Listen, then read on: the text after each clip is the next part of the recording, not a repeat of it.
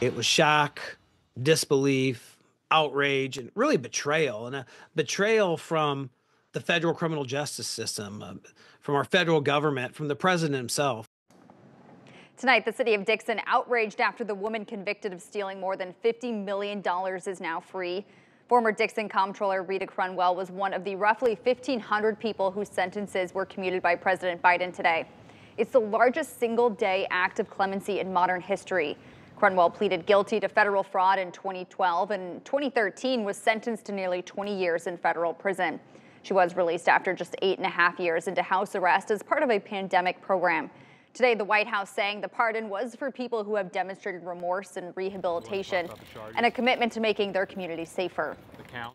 Again, I think today is a very important day as we talk about the criminal justice system, as we talk about giving people who have shown that they can reintegrate into their community, back into their families, a second chance. I think that's a big deal. For the people of Dixon, those words ring false.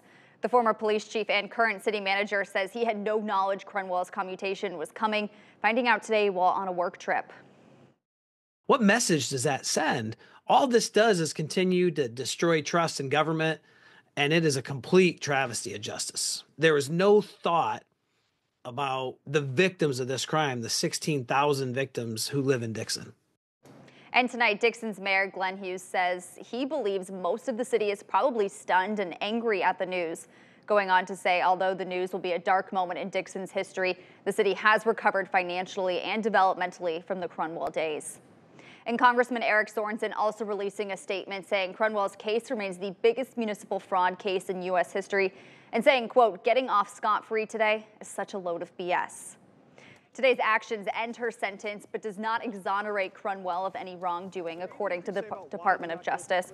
But more critically, a commutation can also include the lifting of financial obligations imposed as part of a sentence.